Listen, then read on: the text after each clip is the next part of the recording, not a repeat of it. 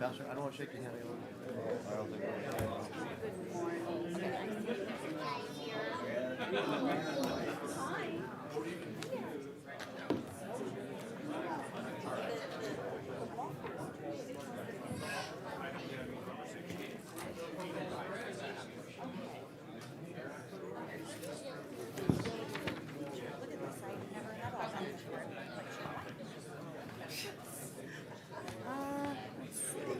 Oh, maybe they did. You're not broadcasting. I want you to throw something at me. It's live.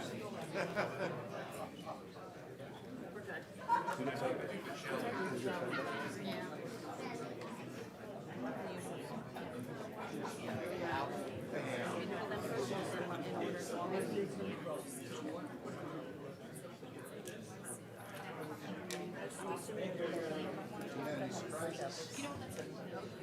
I like surprises. The new one is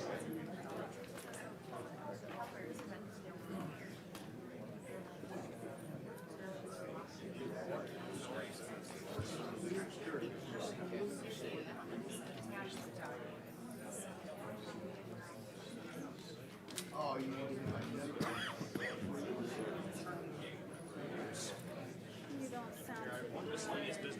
just a little bit.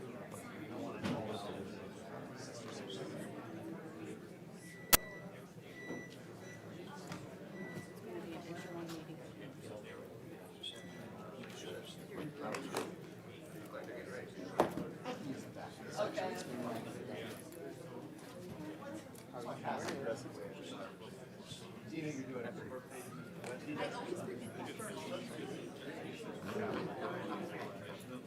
Whitney class. Come right here. So it's just that top page. I'll keep them in my cupboard in case I don't have breakfast. Okay, so that's about this. 2 bottles are 110 calories. Good to go. She can speak, so. I'm sorry. Good morning. I would like to call to order the Pasco County Board of County Commission 10 o'clock meeting on June 16th at 2026. At this time, please silence all electronic devices. Please rise for the invocation and pledge of allegiance.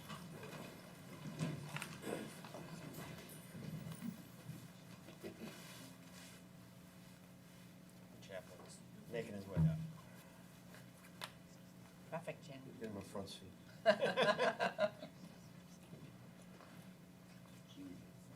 I made it. Good morning. It's great to be with you.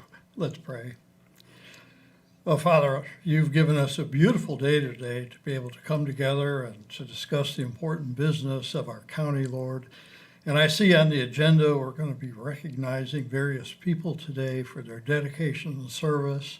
I also see we're going to be recognizing some of our children, Lord. It's always a good thing when we're able to come together and to celebrate the accomplishments of our children. So I just thank you for the children and for the parents and our school system and all of those who help to nurture our children in this county. I also see that we are recognizing Faith and Family Month, Lord, and that's particularly near and dear to my heart. So as we've gathered today, I just lift up our time together, ask that you give us open ears and open minds and open hearts to the discussions, particularly any concerns that might be brought forward by our citizens. So thank you, Lord, for bringing us together today and be in the midst of our conversation. And I lift us all up in your name. Amen. Amen. Pledge allegiance to the flag of the United States of America and to the republic for which it stands, one nation, under God, indivisible, with liberty and justice for all.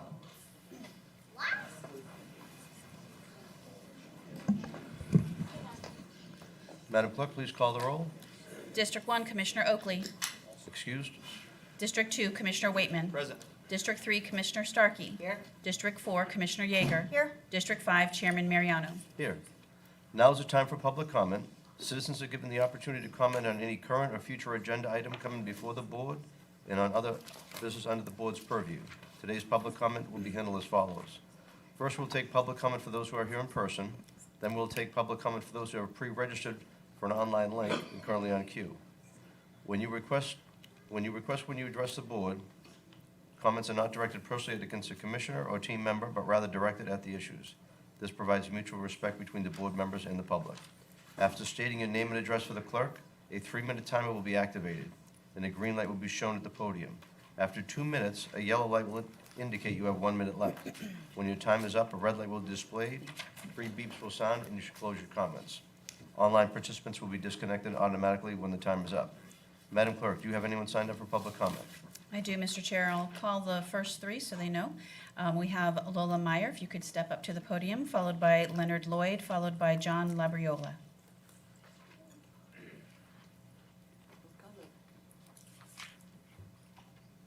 Hell, getting old. And you can pull that mic down if it helps you. Oh, I got a pretty loud voice. I'm a 60s hippie. Okay, so how does this work? You have I 3 minutes. My name is Lola Meyer. Yep. I live at 5944 Elkhorn Boulevard, Holiday, Florida. Okay, it's my first meeting, so please be patient. Now what? Now you can go ahead and speak, Okay. and then you have 3 minutes. Okay, my first problem is I am really getting disgusted at seeing the amount of wooded areas being cut down and dead animals. It's like nobody is paying attention to what is happening to these animals, and everybody is making lots of money putting up stores and houses and everything. We gotta get to a point where we've gotta slow down and start thinking of our future and our future children. Another one, which has been already brought up, so I'll wait to hear from somebody after that. The last thing I want to know is, what is your purpose? I don't want to know what your job descriptions are. I already know I've worked for the government. I want to know what your purpose is. If somebody gets back to me, I'd really be glad to hear that. The only other thing I said is I really like to see the meetings at a different time. Being a crossing guard at one point in that, I couldn't work for the state. I couldn't come to your meetings. Virtual is icky. So, my complaints, you've heard. Thank you. Thank you. So we have Leonard Lloyd, followed by John Labriola, followed by Mayor John Eric Hoover. Leonard Lloyd lived at 9525 Sunbeam Drive for 49 years, and it's an honor just to come speak. I know you're busy, but to take time to listen to us, I appreciate it. I do just want to thank you for what you do and just say, as a pastor and a leader of the community, I find out that it's easy for us to focus on budgets and cost and how to do that. And I found out when I studied the scripture, probably as you do, Solomon says that money answereth all things, but Jesus comes along and says, you can't serve 2 masters.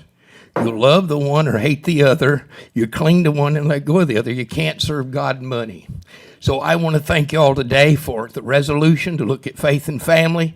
And I know as we don't look at our wallet, but look at what God wants to do, He will finance His work.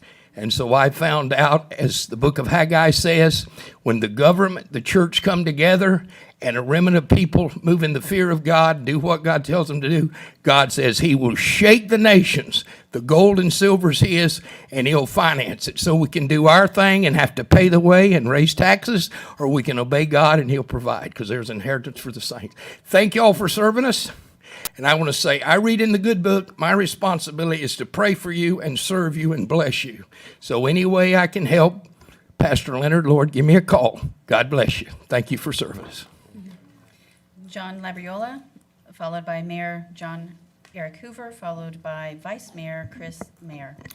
Good morning, Board. My name is John Labriola. I represent the Christian Family Coalition. We are a statewide organization dedicated to defending religious liberties and also advancing family values in Tallahassee and throughout the state. We were up in Tallahassee this year advocating for a bunch of different legislation, but we're here today because June should be dedicated to faith and family. We've seen June dedicated to some anti-family agendas, and we think that it's very important that you take a step to acknowledge the importance of fatherhood, families, and faith. So we thank you for doing that. And one of the things that we saw in Tallahassee this year is that there was a bill to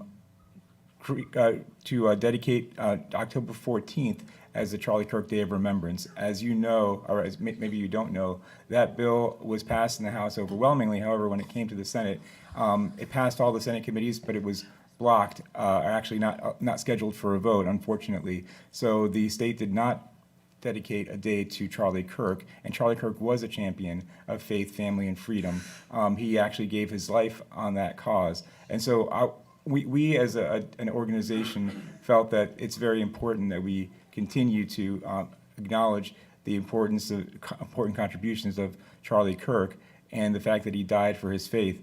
And so even though the legislature did not approve that bill, we are going to individual county commissions. And just yesterday, I was in Gilchrist County, and they passed a resolution to declare that October 14th will be Charlie Kirk Remembrance Day in this county of Gilchrist.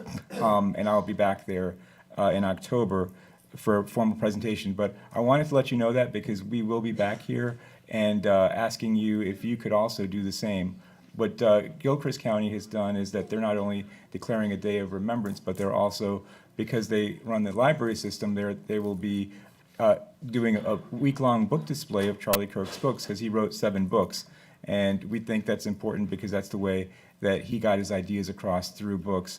Also, Sumter County has done the same, and so we're starting to ask individual counties to do that. So I wanted to thank you again for declaring June the Faith and Family Month, and we'll be back here to ask you also to declare Charlie Kirk Day of Remembrance, as well as allow for a book display in your libraries for his 7 books during the week of his birthday.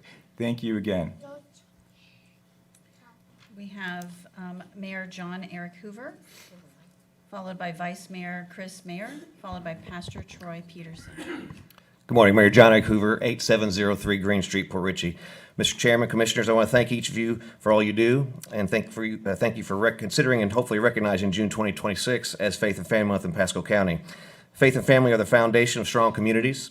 They provide the values, support, and sense of purpose that help neighbors come together, overcome challenges, and build a better future for the next generation. I especially appreciate the board's leadership in highlighting the important role that faith-based organizations, families, community volunteers play throughout our county. In the city of Port Richey, we were proud to proclaim June as Faith and Family Month at our May 26th City Council meeting, and I'm honored to stand with you today in support of this recognition. Thank you for your commitment to the values that strengthen our communities and make Pasco County such a great place to live, work, and raise a family. God bless you all, and God bless Pasco County. Thank you.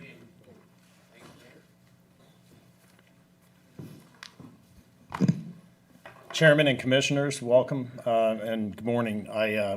As the Vice Mayor in Port Richey, I'm also thankful for your support that you have for our little city right here. We are getting some strength. We're actually getting traction there, and we're accomplishing many great things. It's not without your help that we do that.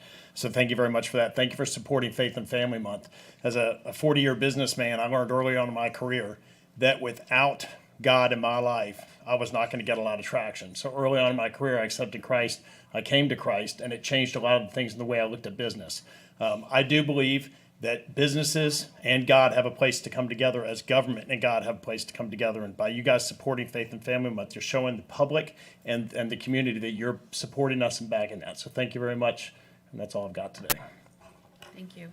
We have Pastor Troy Peterson, followed by Alan Rose, followed by Cindy Scarda.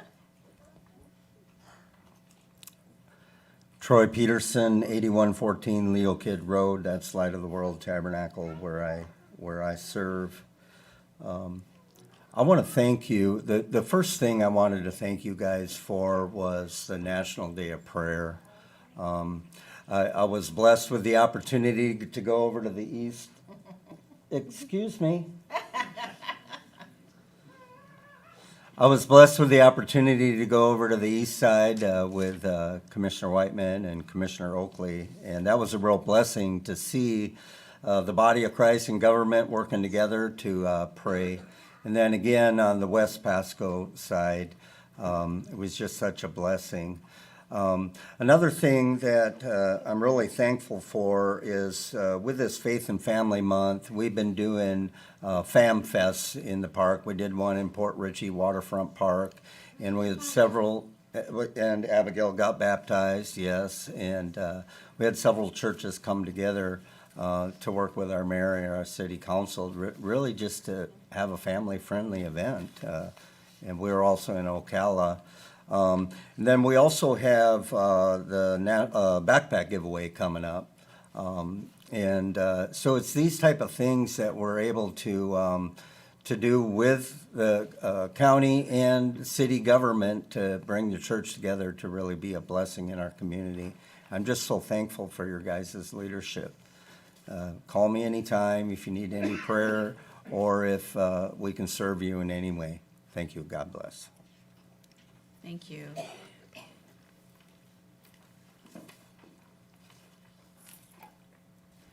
Good morning, Ellen Rose, 10221 Hilltop Drive, Newport Richey. For the record, Move to street, receive and file. Second. All in favor, say aye. Aye.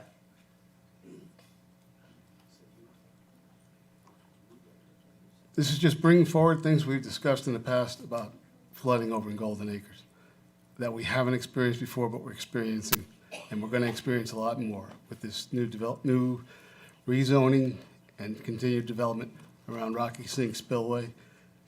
I've highlighted everything in here so you can see when we brought it to you before last year. The south portion of the basin has a riparian flow moving through Rocky Sink Spillway, Tanglewood Spillway, and Hidden Lake Spillway, all bringing our riparian flow to the Coatee River and then out to the Gulf of America. All these communities, and I've listed all the communities in there, are now prone to flooding due to lack of waterways management at Bear Creek and the Coatee River. The Coatee River, just a prime example, if we knew, we could go from Cruz Lake all the way down to Miller's Bayou, and we could do it by canoe if it was maintained properly, but it's not. You can walk on it. So anyway, there's now repetitive flooding throughout our basin. There hasn't been before. The wetlands in the southern section drain to the Coatee River through the Rocky Sink Spillway, Tanglewood Spillway, and Hidden Lake Spillway, all come together in the southern section of Tanglewood Spillway, then going under the cumulus and drain to the Coatee River. There has been zero maintenance on these three spillways, and they barely flow.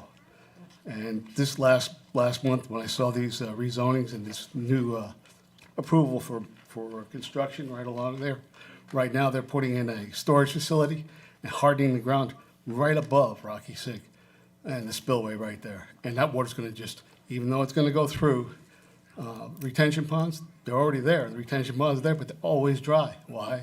Because they're higher than Rocky Sink, and they're higher than our community. So the water's going to flow backwards, just like I witnessed it last year and I brought it to you. So now I'm asking that you bring this forward. Have whoever's responsible for our waterways take care of this, because these three spillways, if they don't get maintained, if we don't get some flow, it was at Tanglewood Spillway. The top, all the gates were open. At the top of the spillway, it was 2 feet higher than the bottom of the spillway. With all those gates open, that shouldn't have been. So something's not been maintained. And then when you go south of the cumulus, you go down there and look at all the blockages throughout. It's just not flowing at all. And we're gonna see some serious flooding, and our whole community is gonna really be ravaged by this. So I'm just asking that you take another look at this, and whoever needs to pay attention to this, please, and if I can be of any help, you've got my number. Thank you. Alan, before you leave, Jason Nichols on the back over there, and Branford's there, just kind of review with them. Okay. Thanks. Thank you. We have Sydney Scarda.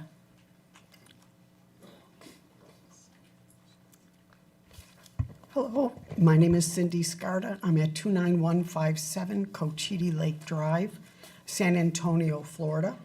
I'm in favor of the moratorium on data centers. I believe it should be a permanent ban. There are 3 other counties in Florida right now that have declared a permanent ban on data centers. Given our fragile water supply and our unique geological structure here in Florida, being a limestone base, makes it very permeable, very easily polluted because of its porous structure. So I think it's very we should really think about that because we're unique compared to any other states in the country that have rock. So we're risking destroying our fragile ecosystem here. We're in the, right now, Florida is in a 50-year drought, or the Tampa Bay area. Pasco County is currently under a Phase 3 modified extreme water shortage. It's unbelievable to me that I am asked to limit my washing of my cars. I'm limited to how much I can water my lawn. They're even asking me to be careful of how much water I use when I brush my teeth. And then we're considering data centers that use millions of gallons of water a day. So I just think we have to understand that Florida is a very unique area, and we're risking our freshwater water supply by having more data centers. Does Florida really need more data centers? I think there are like 120 data centers already in Florida, with 4 more being built. I don't think Pasco needs a data center. So I would ask you to not only do a 12-month moratorium, but a permanent moratorium. So thank you for letting me speak. Thank you for the time today. Thank you. Please do not applaud. Please do not applaud. Thank you. Mr. Chairman, that item is on your public hearing agenda for this afternoon, not for this morning's public comment. Yeah, so if we're going to talk about data centers, at 1:30, we'll have a public hearing on it. And just to let everyone know, we have put a moratorium on them. They're not going to be taking place. No, no. We're going to, we're bringing it forward to go on that. Ordinances. And we'll be voting on it this afternoon at 1:30 in a public hearing where we can have a discussion on those. Mr. Chair, that's all that I have signed up, and there's no one on WebEx. Okay. Anyone else from the audience like to come forward and speak? Please come forward. Mr. Chairman, thank you. Hold on a second, just make sure you state your name and address for the record, and then you can begin. Thank you. David Miltonberger, 12065 Northwest 78th Place in Parkland, Florida.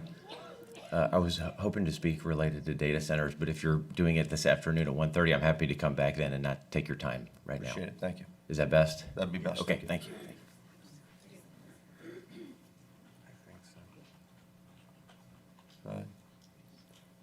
Seeing no one else, we'll close. You had one other hand Oh, in the back. come forward, please.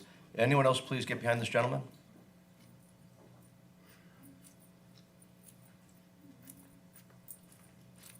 How you doing? Brian Wellington, Newport Richey. I just want to thank Commissioner Starkey that there are some things that we are doing in regards to waterways, and the support she's given behind us to supporting what's going on in Pasco with the data centers and also with the water deprivation program. There was something that she did have in mind that we will be implementing for you as well. Just wanted to thank you guys for what you're doing for us. That's all.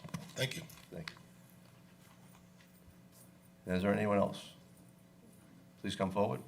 Anyone else, please just line up one behind each other. Good morning.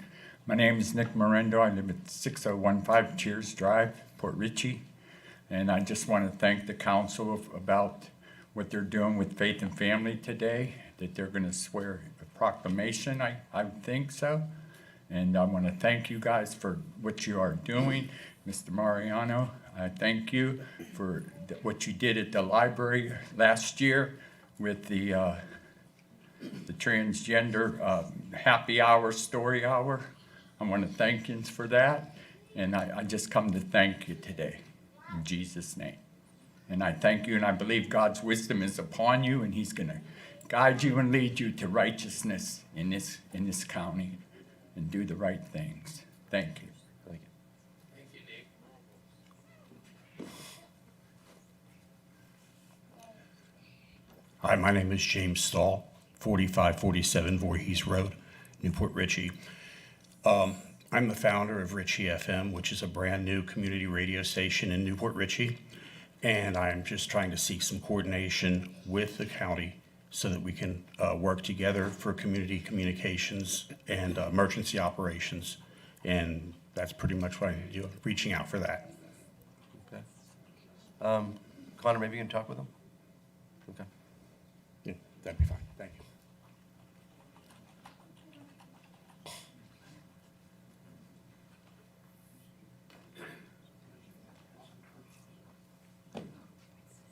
Morning, everybody. Thank you for being here.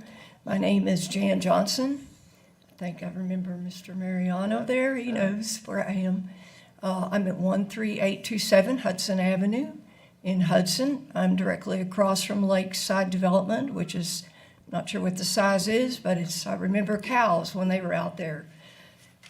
Just to the east of me, within 2.5 miles, there's 4 massive developments going in right now. Even though Hudson Avenue right now is a raceway, it's a beautiful road. I'm concerned with the 4 developments are there. There's 2 or 3 that are inevitable with entrances on Hudson Avenue as well, because you see the big vast lands for sale. The other concerning point is that my understanding is the piece of property next to a new development 400 feet from me, which just opened, is plans for a county maintenance center. I'm not sure how that light industrial fits in with all the residential development right next to it. Plus with the roads, how crowded they are now, it's a little difficult to get out of my driveway. Thank God I'm retired now and I don't have to get out of my driveway at that time. But I just want to know what the plans for the infrastructure for Hudson Avenue is, and are we going to just continue to have one development after another on the north side of the road, which is my side, which is basically where all the land that I really thought were going to remain small parcels.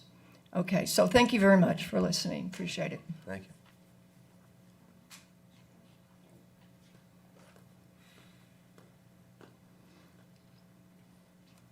My name is Elizabeth Skelly.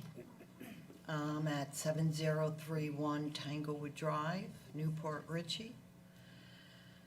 I don't understand, where is the separation of church and state? Yes, there is. Please address the board.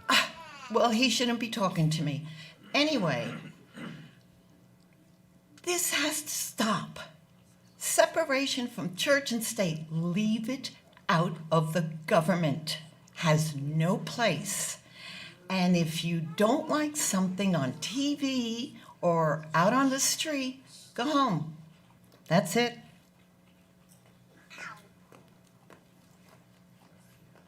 Whitney England, 4924 Crestnell Lane, Newport Richey. I live right off Little Road. And I am already having rolling blackouts from Duke Energy. So with all that construction and the houses aren't even finished, what's going to go on? And then you all are planning data centers that suck up the energy. I just want to know, where is this all going to come from and when is this going to stop? Thank you.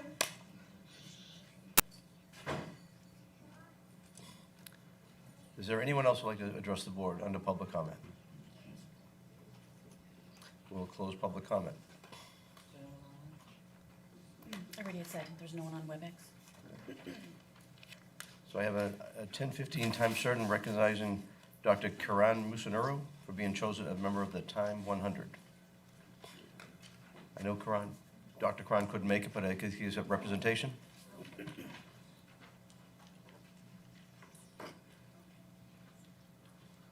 Dr. Musunuru.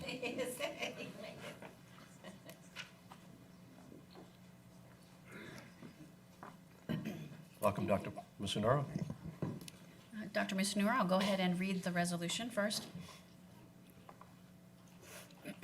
Resolution number 26-263, a resolution by the Board of County Commissioners of Pasco County, Florida, recognizing Dr. Kiran Musunuru for being chosen as a member of the Time 100. Whereas Dr. Kiran Musunuru was born in New York City in 1976 and grew up in Pasco County since he was 6 years old, and his father opening a cardiology practice in 1981 in West Pasco. And whereas Dr. Kiran Musunuru graduated in biochemical sciences from Harvard University in 1997, completing a PhD in biomedical sciences at Rockefeller University in 2003, and earned a medical degree from Weill Cornell Medical College in 2004. In 2009, he earned a master's in public health in epidemiology from the Johns Hopkins Bloomberg School of Public Health, followed by a master's in law from the University of Pennsylvania Law School in 2019, and a master's in regulatory affairs from the Perelman School of Medicine at the University of Pennsylvania in 2024. And whereas Dr. Kiran Musunuru is an actively participating cardiologist as well as a Barry J. Gertz Professor for Translational Research at the University of Pennsylvania's Perelman School of Medicine and a Professor of Cardiology, Genetics, and Pediatrics. And whereas Dr. Kiran Musunuru has made groundbreaking contributions to cardiovascular science, particularly his pioneering use of advanced gene editing technologies to prevent heart disease. Through his research, he has explored how genome editing can target genes involved in lipid metabolism, a breakthrough with far-reaching implications for global health. And whereas in 2025, Dr. Musunuru led a remarkable multi-institutional team that designed, tested, and administered a personalized gene editing therapy that saved a baby's life who was born with a rare metabolic disease and gave him a 50% chance of dying in infancy. Dr. Musunuru brought together innovations from across biomedical science to prove that on-demand CRISPR therapies can be developed safely and quickly enough to help patients who don't have years to wait. And whereas Dr. Musunuru is a recipient of the Presidential Early Career Award for Scientists and Engineers from President Barack Obama, the American Heart Association's Award for Meritorious Achievement, the American Philosophical Society's John DeLand Prize for Outstanding Achievement in Clinical Investigation, the American Federation for Medical Research's Outstanding Investigator Award, and Harvard University's Fannie Cox Prize for Excellence in Science Teaching, among many others. And whereas Dr. Kiran Musunuru's inclusion into the Time 100 list marks a major milestone in recognizing the impact of genetic research on cardiovascular health, building his father's legacy, Dr. Musunuru has focused on translating cutting-edge science into real-world solutions. And whereas Dr. Kiran Musunuru was selected for the 2026 Time 100 on behalf of Sam Jacobs and the editors of Time, an annual list of the 100 most influential people in the world, an immense achievement and honor. Now therefore be it resolved by the Board of County Commissioners of Pasco County, Florida, that said board hereby congratulates Dr. Kiran Musunuru for his admittance into the Time 100 and honors him for all his achievements, done and resolved in regular session with a quorum present and voting the 16th day of June 2026. Approval. Second. All in favor, say aye. Aye. Dr. Musunuru, you must be so proud of your son. Thank you, sir. For what you have done coming to Pasco County, creating one of the best heart hospitals in the nation, in the world, and having your son go on and do all these great things is just amazing, and you must be so proud. Please come forward and say a few words of wisdom, which I know you have many of. Thank you very much. Kiran gets honors all over the world all the time, but getting one from hometown is good. Thank you. My pleasure. Would the board like to come down and join me? Yeah. This is awesome.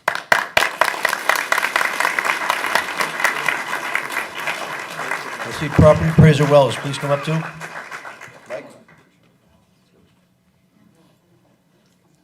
Mike Wells, come on up. Property appraiser.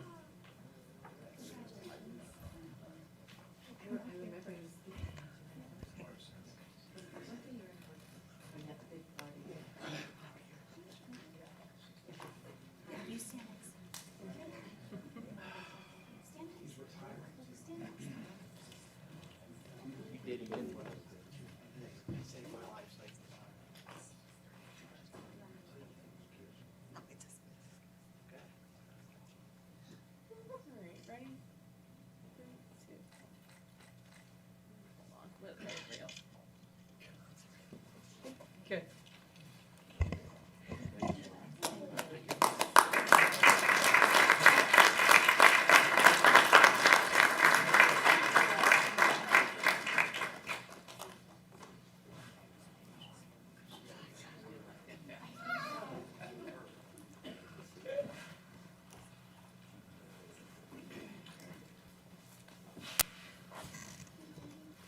Now we'll go to RS1.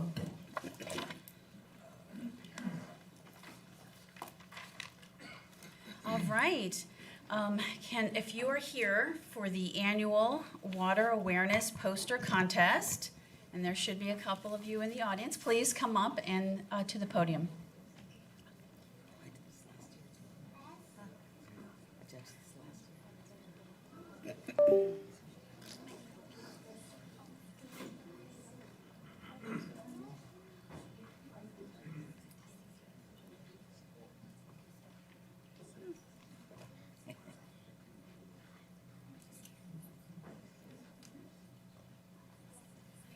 We'd be singing the song, "We Are the Champions" when we're done. I see one of the recipients is, the mother is my daughter's, or my son's art teacher, Miss Hibbs. Hi. So it must run in the family. We'll let them all up. There's a way. Keep coming up.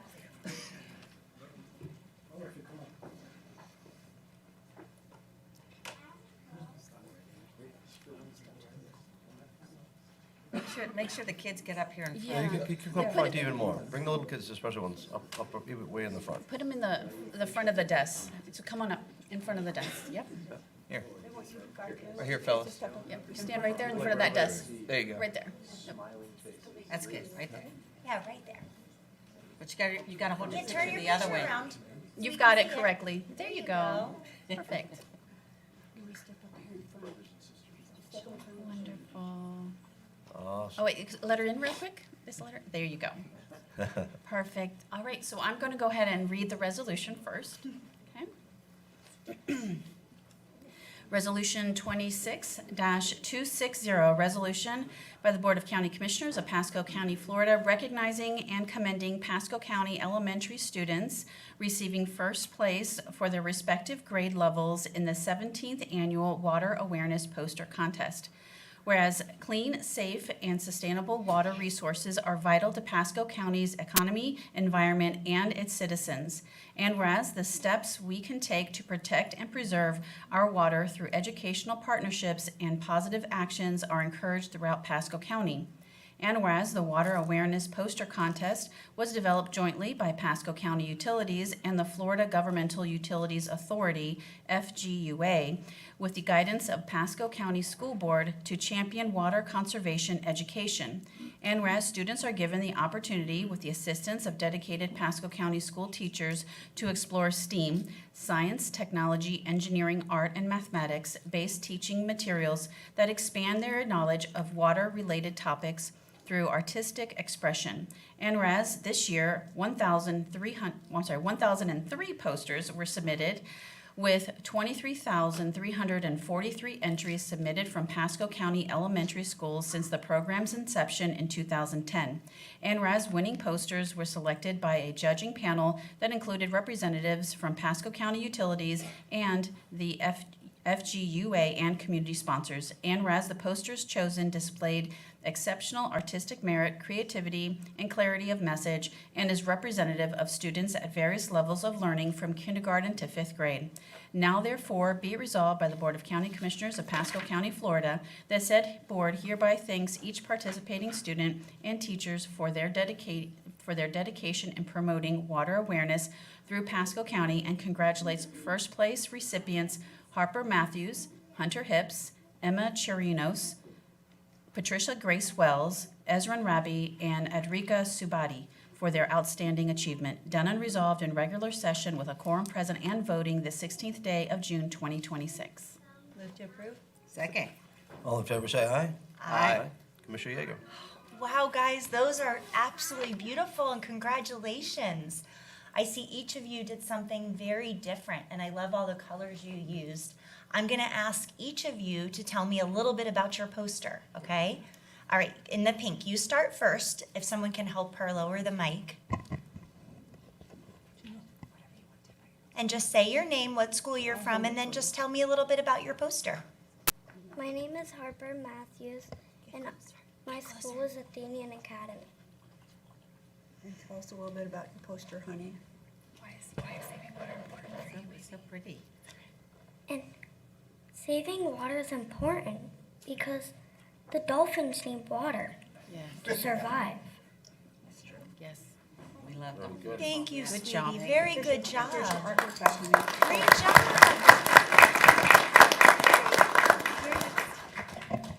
Say your name and what school you're from. Hi, I'm Izan Ravi, and I'm from Odessa Elementary School. So my post is about how we can prevent microplastics from getting in the water. Future scientist, I knew it from your post. Because the microplastics, they harm all sorts of sea life, like turtles and fish, because the microplastics can cause animals to choke. And then you know what that means. I don't want to say it out loud. So first, my poster's about how we can prevent it. So first, we go over what's the problem. So these problems are synthetic shirts and plastics and shampoos and conditioners that use a lot of microplastics. And the second section is on where do they go. They go into the ocean. They go from showers, drains, and sinks into the ocean, which will then make it pollute all of the ocean and make all of the animals choke. So then at the final section, which is at the bottom, is how we can prevent and stop these microplastics from getting into the water. We could use screens that catch the bigger pieces of plastic. And there's also a specific type of algae that eats these microplastics. You can also use less shampoos and conditioners that are microplastic heavy. Thank you so much. What grade are you in? Fourth grade. Fourth grade. Great job.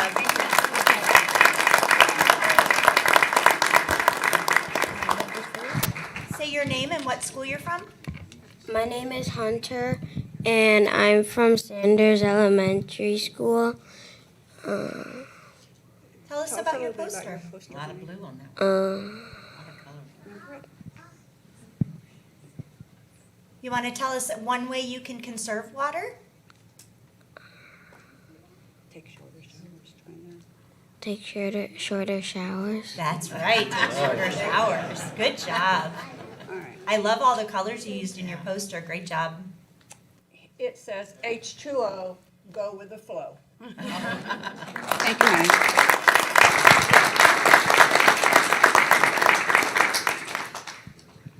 Are you okay? You want to come? You don't want to? Okay, Can that's okay. I'm sorry, you can just come back here then if you don't want to talk. If you don't want to talk, you can just come back there, honey. Do you want to go? Okay. Here, can you talk into that? My name is Adrika Suwudi. I'm from Wesley Chapel Elementary School. And my poster just demonstrates several ways which we can save water in our homes, outside our homes, and like different ways the pollution affects life in the oceans. Awesome. Awesome. Very well Very organized. good. Thank you so much. We'll stand up here. Oh, you want to say something? Wait, hang on, Lisa. Thank you. I just wanted to, and I'm Phoenix McKinney. I'm with Pasco County Utilities, Water Conservation Coordinator. I do have the privilege of working with many of the people you see back here who work together through FGUA and the county to put together the program. We have some teachers here and, of course, the families to support these really talented students, and we appreciate your support as well. Saving water is highly important, so it's nice that the children are learning about it and that they are learning so much about it and expressing it through their art as well as words. Thank you.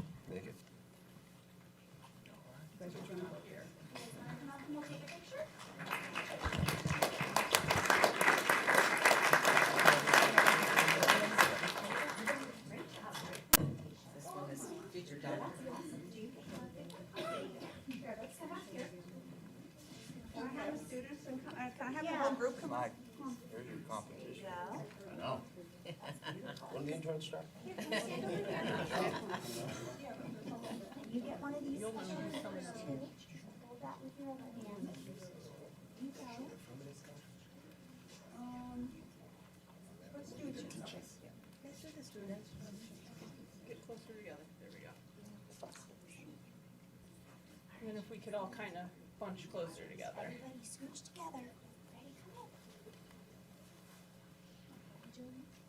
And then if I could ask folks, I will give you an opportunity to take a photo, but if you could back up a little bit. All right, ready? 3, 2. All right, and then stay there, and there we go.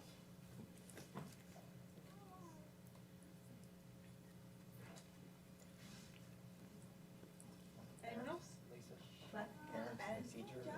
Do any parents want to hop in? Yes, of course. Teachers? Sit down.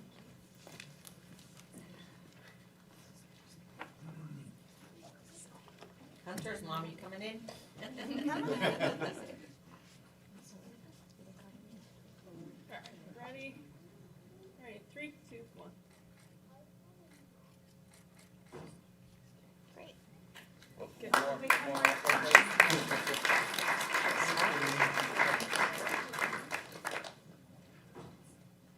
One more. Okay. Congratulations, guys. Good job. It's so good to see you. Well, congratulations.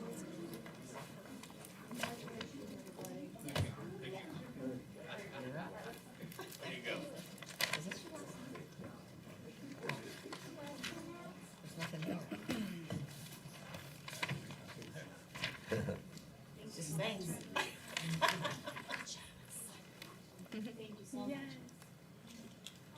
Now we're going to go to RS3, commending Jeffrey Steinsnyder, a Pasco County attorney, for 18 years of dedicated service to the Board of County Commissioners. I don't know if we can leave him up here or bring him up No, front. you gotta go down. All right, down he goes.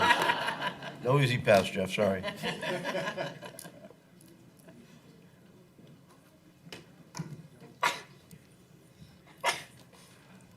Is his team here? I think they're all the attorneys. Put it in the back.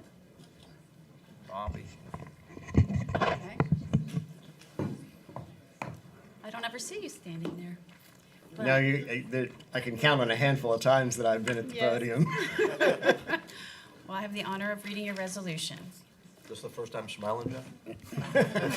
At the podium, that is. Well, when he was hired 18 years ago, I imagine. All right. Resolution number 26-261, a resolution by the Board of County Commissioners of Pasco County, Florida, commending Jeffrey N. Steinsnyder, Pasco County Attorney, for 18 years of dedicated service to the Pasco County Board of County Commissioners and the citizens of Pasco County, and congratulating him on his retirement. Whereas the Board of County Commissioners wishes to honor Jeffrey N. Steinsnyder, a board-certified city, county, and local government law attorney, for his 18 years of unwavering dedication, steady leadership, and the profound impact he has made on Pasco County throughout his distinguished career. And whereas during the past 18 years of public service, Mr. Steinsnyder has demonstrated unwavering integrity, exceptional legal expertise, and thoughtful leadership as the legal advisor to the Board of County Commissioners, including 14 county commissioners and 4 county administrators. And whereas Mr. Steinsnyder has led a talented team of attorneys whose work spans land use, real estate, torts, code compliance, purchasing, emergency management, state and federal grant funds, and contracts for construction services and other public works, guiding them with wisdom, professionalism, and a level of patience that can only be described as superhuman. And whereas Mr. Steinsnyder has provided wise and invaluable counsel to the board, county departments, and staff, safely navigating many wide-ranging complex matters, including the COVID-19 pandemic, response and recovery, revenue bonds, the Spiros, Florida Development, I don't know if it's Spiros Florida Development, sorry. The Spiros Florida Development, federal and state legislation, and declarations of emergency for approximately 15 named storms and hurricanes, issuance of general obligation bonds for expansion of the jail and the waste-to-energy facilities, parks and recreation projects, library projects, and fire rescue projects. And whereas during his time with Pasco County, the second and third penny for Pasco was approved by referendum of the county residents. Ridge Road construction began, 4 new fire stations opened, and 10 rebuilt fire stations were completed. The Pasco County Technology Center was constructed, 2 new libraries opened, and Pasco's population increased by over 213,000 people, making it one of Florida's fastest-growing counties, throughout which time Mr. Steinsnyder's guidance helped ensure sound legal footing.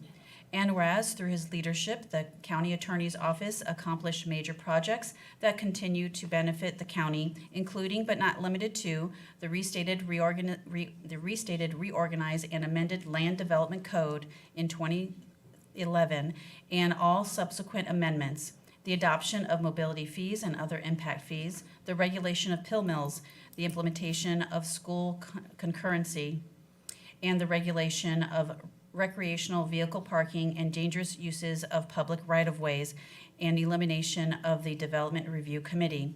And whereas Mr. Steinsnyder inherited a county attorney's office that had outgrown its space, where employees routinely tripped over file boxes on their way to their cubicles or offices, and he played a key role in modernizing the office to ensure that staff had a safe, efficient, and professional environment in which to work. And whereas Mr. Steinsnyder, well known for his love of jazz music, has his appreciation for fine wines and the joy he finds in many travel adventures, now embarks on a well-earned chapter of life where he can savor these passions with the time and freedom he so richly deserves. And whereas Mr. Steinsnyder has been a mentor, role model, and trusted advisor to his staff and to the county team members, generously sharing his knowledge, experience, and steady guidance so that his legacy of excellence will continue long after his retirement, and his steady leadership, professionalism, depth of knowledge, thoughtful advice, and furrowed brow will be deeply missed by all who have had the privilege of working with him. Now therefore be it resolved by the Board of County Commissioners of Pasco County, Florida, that said board hereby commends Jeffrey N. Steinsnyder, Pasco County Attorney, for 18 years of dedicated, impactful service to the citizens of Pasco County, extends its heartfelt appreciation for a career marked by excellence, integrity, and commitment, and congratulates him on a well-deserved retirement filled with joy, adventure, and new memories. Done and resolved in regular session with a quorum present and voting this 16th day of June 2026. Move to approve? Second. All in favor, say aye. Aye. Now, generally speaking, the commission does not have each commissioner speak, but after 18 years, I think we're going to just change it up for this moment and let each commissioner just kind of talk to Jeff for a moment. Commissioner Waitman. All right, I'm going to speak for Oakley here. Kidding.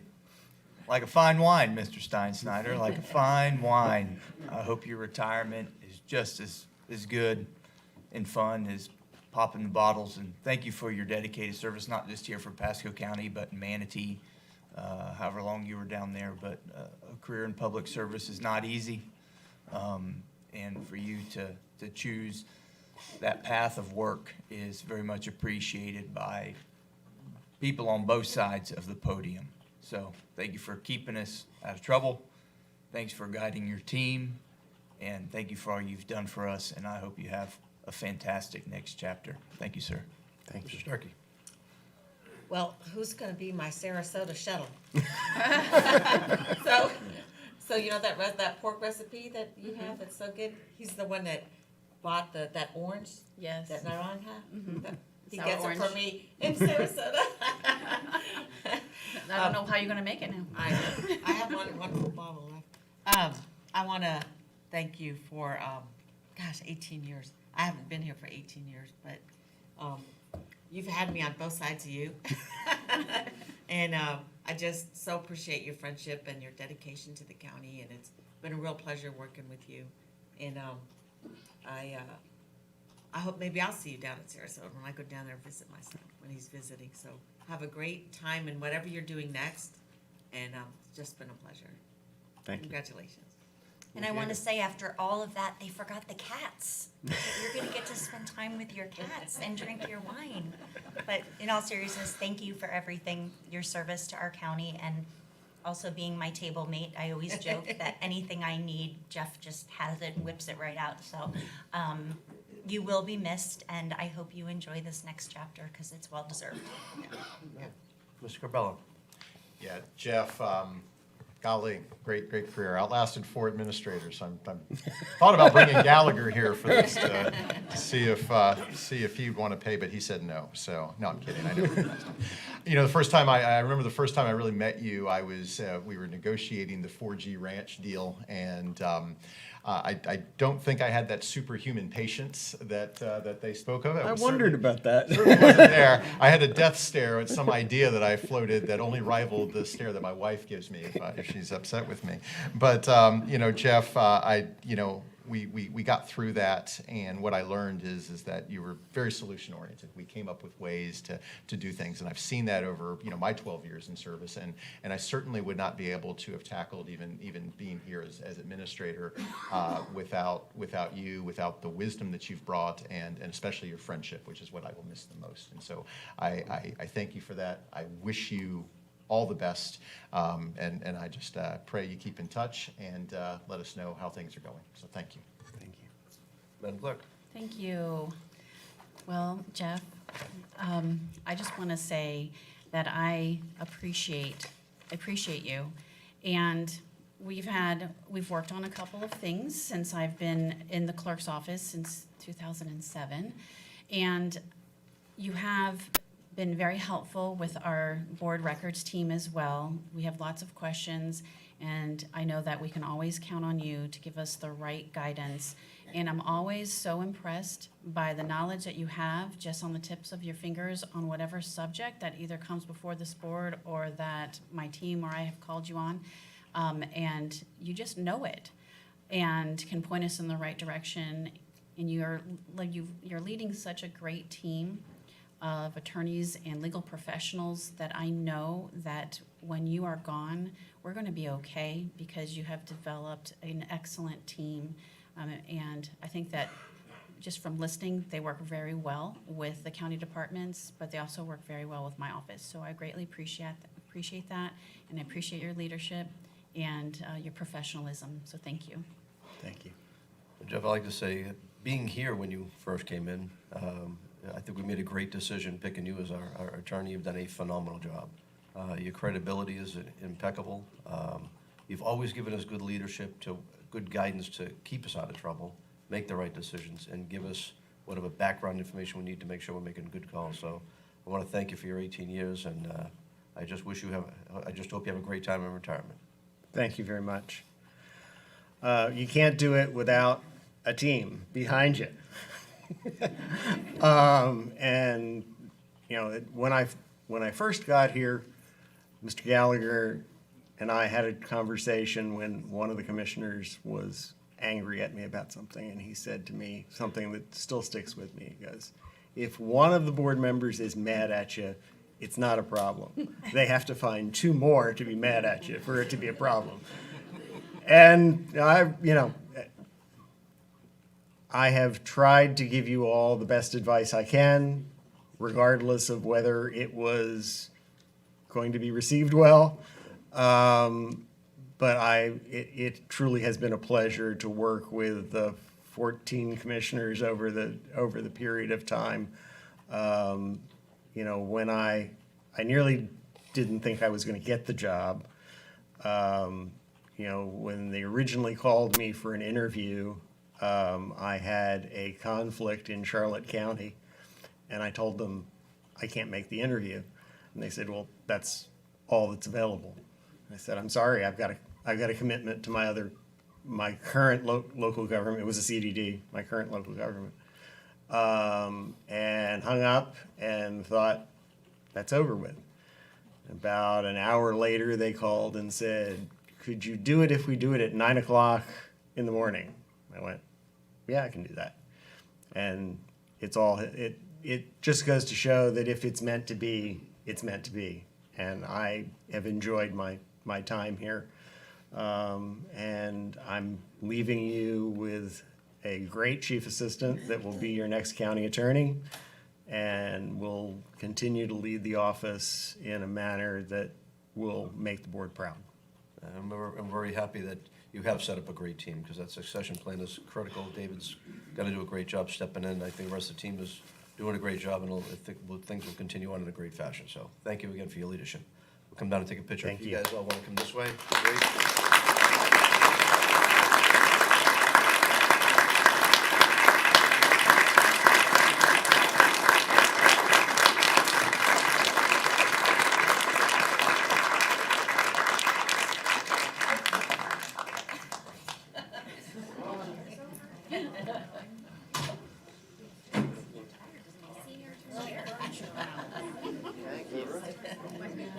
Knock it up, knock me in the back, you guys. It's all that muscle. Moving all that muscle.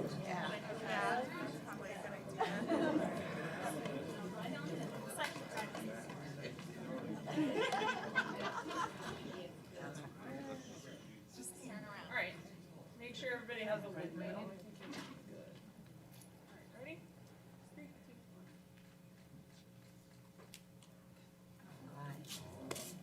All right, back to work.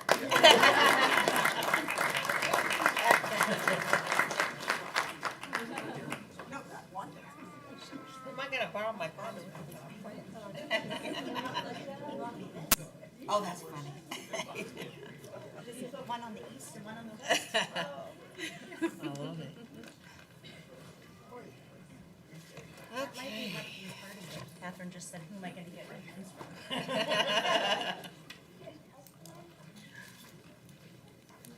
Jerry, you want to pull C4 since folks are here? Jeff, you want to pull C4 since folks are here? Yeah, so we have time. There's a handful or more. We're still on the edge of the consent agenda. Holy cow. Okay, the next order of business is consent agenda. We have items C31, C41, C33, and we're going to pull item C4 for the Faith and Family Month resolution. Are there any other items to be pulled from the consent agenda? If not, we have a motion. Move. Second? All in favor, say aye. Aye. Okay, and now? Very good, help. Good job. I like that C4 pull. Very good. All right, so those who are here for Family and Faith Month, please come forward. Please read the resolution. Okay. Yeah. I'll go ahead Mayor, and, Mayor Hoover and Vice Mayor.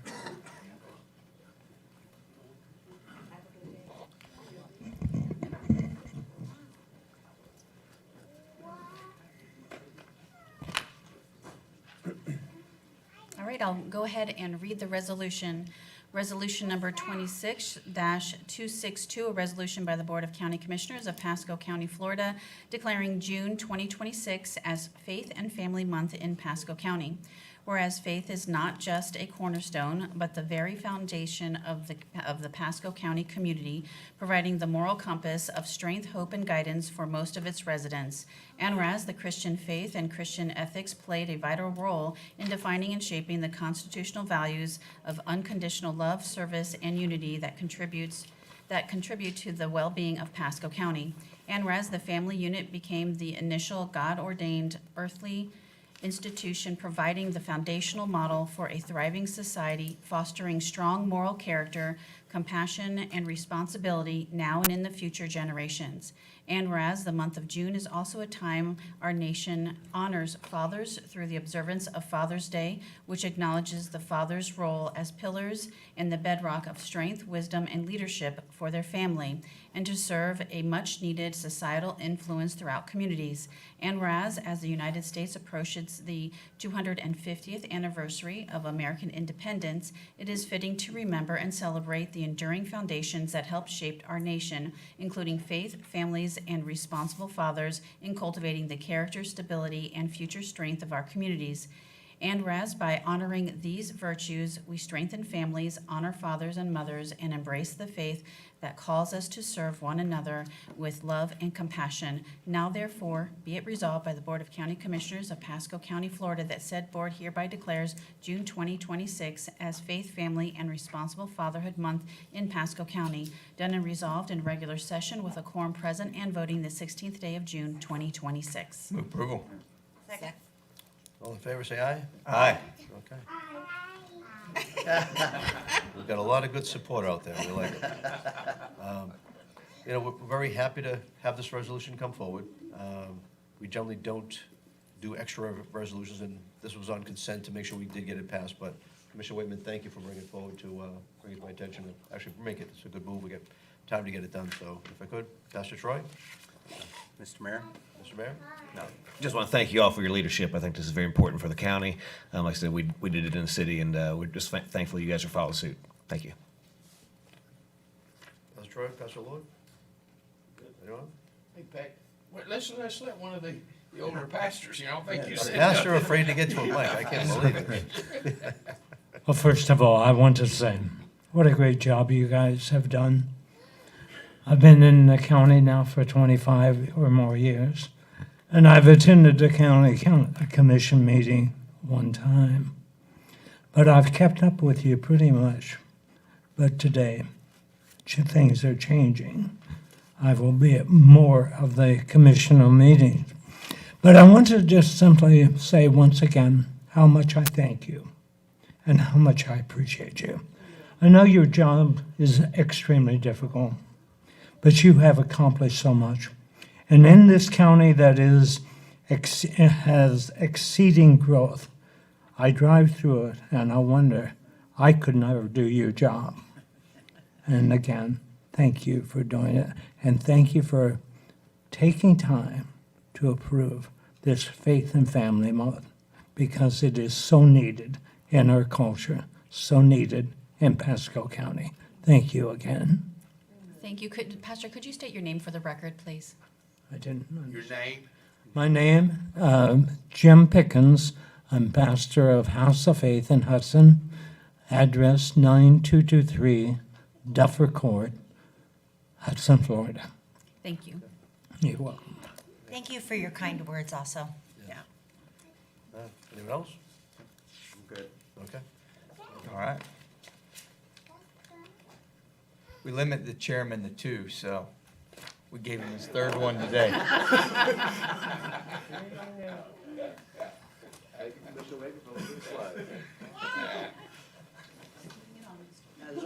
want to hold this? There you go. Thank you, Commissioner. God we trust. Amen. Once we quit trusting God, we got. Ready? 3, 2, 1.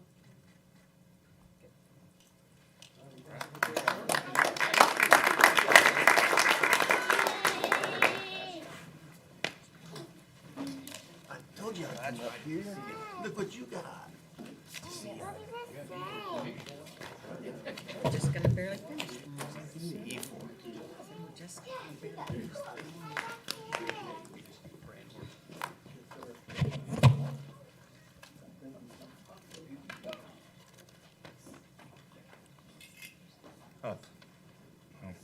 Chair, since I pulled C4, I'll move approval on the item. Okay. We have a motion, we have a second? Second. All in favor, say aye. Aye. Thank you. And now we'll go to item C31. Another one of my favorites. Thank you, Yeah. Commissioner Waitman. Thank you, Chair. Yes, so C31, I'll pull it, but Commissioner Mariano, your district, so do you want to talk about it? I'm very, very happy to see that we're moving forward with the design and post-design services.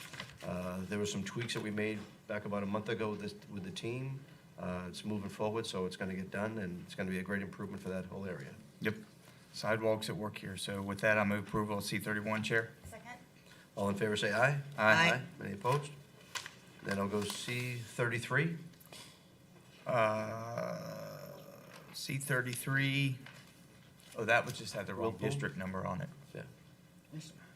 Kuhn, we talking 33? Yes. Yep. Good morning, Commissioner. Will Poon, PE, Transportation Engineering Department. And for item C33, there was a minor typical error that we revised and corrected and resubmitted this morning. Thank you. Can you state on the record what that correction was? I'm sorry. State on the record what the correction was, please. It was correcting the Commissioner District to the right number designation. I move Thank you. approval for C33. Second. All in favor, say aye. Aye. Any opposed? Okay, Commissioner Whitman, C41. Yeah, C41 is a, Thank you. Sean McGarvey's here, but just wanted to call out and say thank you to the anonymous donor, right? Anonymous donor of $10,000 to our library system.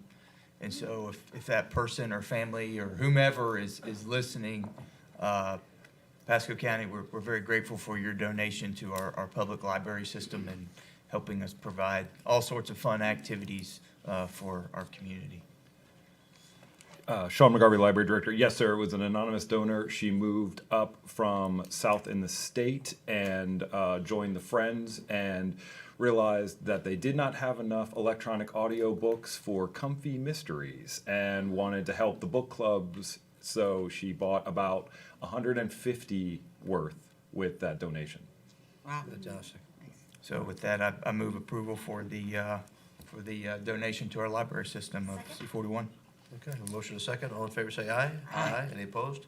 And again, thank you for the generous donor. Commissioner Sterling, is something you want to talk about? Yeah, I just wanted to call your attention to C20, something I've been hoping could get fixed during the whole time I've lived here, and that is connecting Anaconda to Amazon. It's one of the 3 areas that I know of on this side where we've had, I don't know if you want to call them spike strips or whatever, but will greatly improve the circulation in that community. They won't have to go out to Little Road and all the way around or Starkey. So we negotiated hard with the commissioner from Pinellas County on that purchase, but I'm just really glad we're getting this one done. We're also working on the connection to Pepin and one more in my district out by Holiday Rec, which is a really crazy one. So just grateful that we're getting C20 done. Yeah, great work with the team. Okay, now we'll move to item R46, potable wastewater and reclaimed water master plans.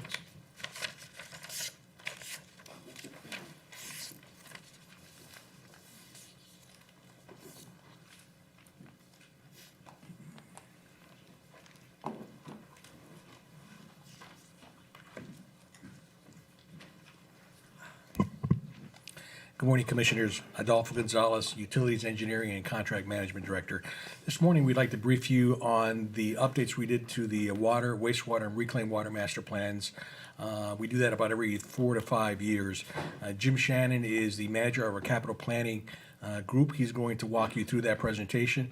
We also have your entire leadership team here. If you have any questions regarding how the master plan was put together or any data behind the master plan. Thank you.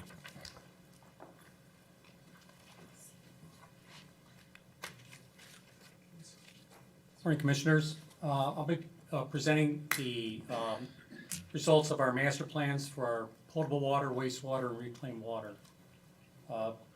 Some of the topics we'll be going through the purpose, background, our population projections, and then the 3 master plan results, and the key takeaways and next steps. So overall purpose of master plans are the foundation for the development of utility infrastructure to meet the future needs of our utility customers. So the primary driver of these particular master plans we did was the massive development growth that we are undertaking. This addresses Pasco County Strategic Plan Priority 1, which is the demands for rapid growth. This is a high-level planning document which only identifies major backbone infrastructure needed for the planning periods. It's typically updated every 5 years, but we can do it more frequently. So just a little bit of background. We started this master planning process in FY24, and we wanted to do all 3 master plans concurrently because they all interrelate to one another. We have 3 planning horizons: 5-year, short-term 5-year, medium-term is 10 years, and long-term 20-year. And the master plans, the key output of the master plans is to identify what our growth projects are, our CIP growth projects. And it's also going to provide input to our connection fee study, which will be undergoing next year. So this isn't the latest, I don't think this is the latest one I had, but I can still go through it.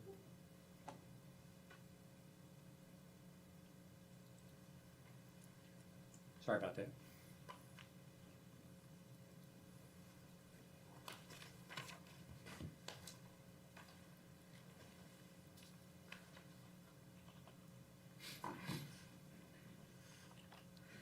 Those were yesterday afternoon.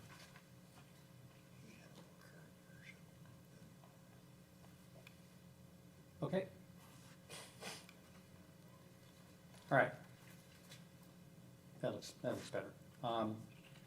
So with these master plans, to come up with your future demands, you need to start with our population forecast. So when we were trying to decide which forecast we use, we wanted to use what everybody else is using. So we used the approved countywide population forecasts that were done by the Pasco County Metropolitan Planning Organization, or MPO. This provides consistency with other departments, transportation engineering, as well as our planning department. This is just an excerpt diagram from the long-range transportation plan by MPO, and this just shows where the areas of growth are going to be taken. This particular master plan divides the geographical areas into what are called traffic analysis zones, or TAZs. So that's how you distribute the population. And this is an excerpt from our potable water master plan for 2035, where we go into a little more granularity in the areas, which we develop what were called service polygons. And what we do is they take those service polygons, using the population projections information as well as other MPUD development information that we have, and we identify the distribution of that population within these service polygons. So first we go into the potable water master plan. So this diagram shows you the growth in our potable water demands. We're currently on average day delivering 40 million gallons per day of potable water. This diagram shows on an average day basis, which is the blue line at the bottom, that we are projected to more than double our average day potable water delivery over the next 20 years. The other two lines are we also have to look at, in addition to average day demands, we have to look at maximum day as well as peak hour demands. Hold on one second, Commissioner Wayman. I'll wait till, sorry, Chair, I'll wait till you're done with your Is that because of population growth? presentation. Yes. So, and the reason we have to look at the max day as well as peak hours, most of our facilities are designed for those demands, not the average day. Did you want to talk? Yeah, yes, sir, Chair, may I? Yes, Commissioner Wayman. So to your potable water demand, is there any way to define consumption, human consumption, daily use of consumption versus how much potable water is being used to water lawns within that demand need?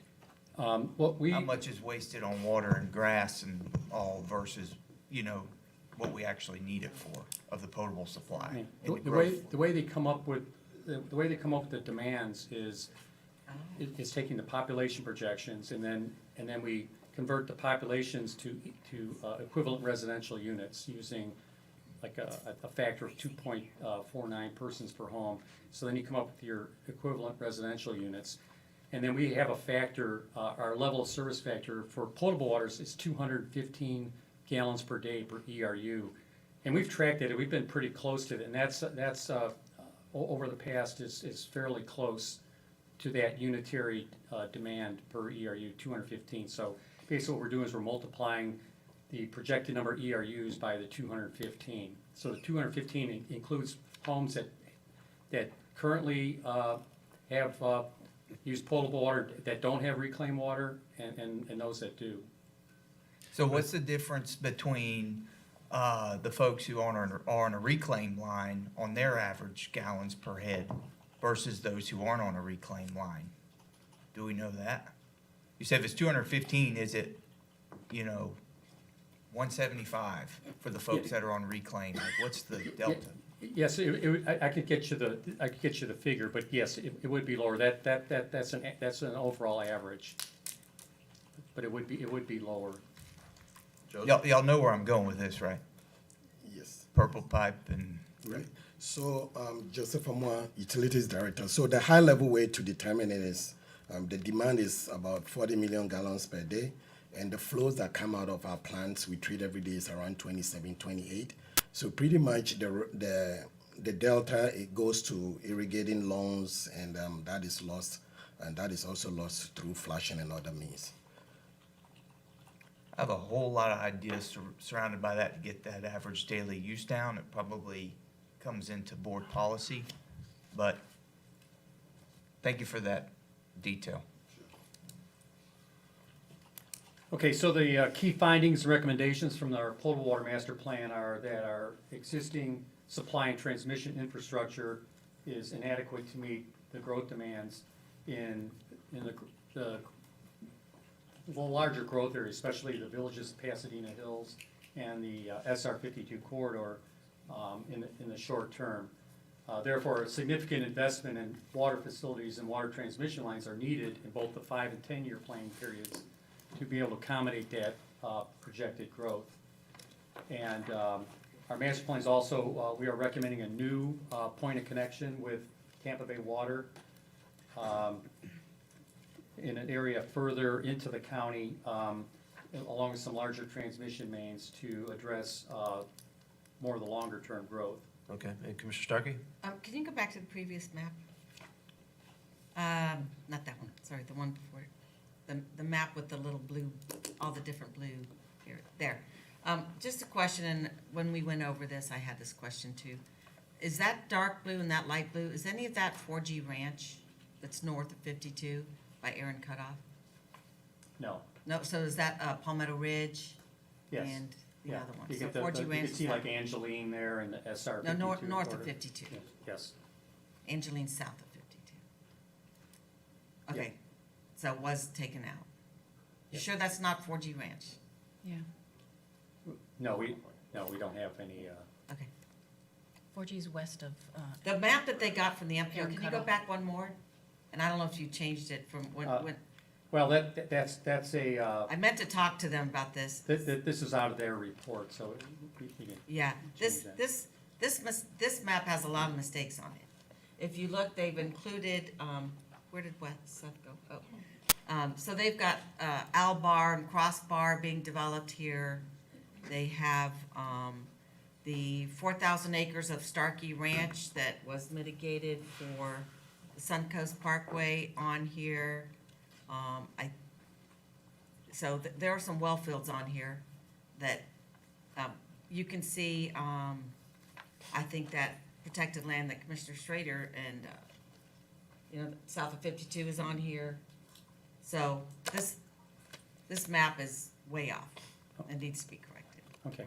But So again, you didn't go by that map. We utilize this as a base, but we got into more detailed information where we actually have known developments. So as you can Yeah. see here, those particular areas you just mentioned Yeah. don't have any. I'm just concerned that our MPO map is so incorrect. Yes, ma'am. Just wanted to share that with you guys. I don't know So if you caught if that. this is an issue. Yep, MPO. So I think it's something we need to, as we take this plan, let's go back and relook at the data. Are we getting the right numbers? Are these projections accurate? Because if they're not, we might want to adjust what we're doing. I think what he's saying is you did not utilize the NPO map necessarily as a foundation. It was one of many population projections that you used, and then looked at development patterns to solidify the blue map. Gina? To solidify the blue map, which are areas that we know where development and more intense development is coming, which is where your water demand is. Right, where we had more accurate information, where we actually have development submitted. We have in our GIS, we've got a developments layer where we show all the approved MPUDs and. Yeah, I think this is like the and- map that we have that I had printed in our office in the back. So where we have that more accurate information, we use that. With other areas that we don't have that, then we would go with the MPO numbers. All right, but you're going on just what's been approved. What about what could be upcoming that's going through the process, or could be coming through the process? I mean, there's developments up in Hudson area that I don't think you're accounting for. So I just don't know how accurate this information is based upon our big plan. It depends. remember, we started this 2 years ago, so the data is, we can't keep updating it as we go. With the results, we finished the master plan at the end of 2025, so the work they had been doing was mostly done in the FY '24, so if you've got some more recent developments, they wouldn't be necessarily included in this master plan.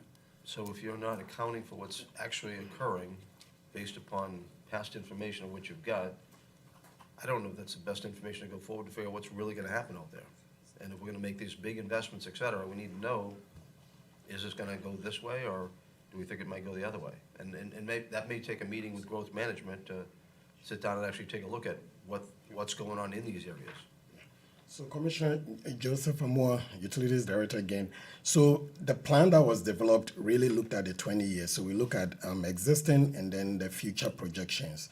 I believe what the data the team used reflected what is being approved, what exists, and what we're looking for in the next 20 years. Now, the key about this master plan is we're going to be updating it very so often as and when development expand. So we're going to be updating it in the next 3 years, of 3 to 5 years. But I'm very confident that the data that we use reflect what has been the existing population and what we are projecting to be. Commissioner Waitman. So based on the discussion, I mean, this is essentially a $1.2 billion decision on this board. And we all know because data kind of lags, budgets automatically increase, right? Like, look at Ridge Road. So as we're projecting this and the estimate to do all this work is valued, is the $1.2 billion investment into this work based on 2024 data, or is it based upon, the current atmosphere? Because if it's based on 2024, then 1.2 billion, we're going to be short.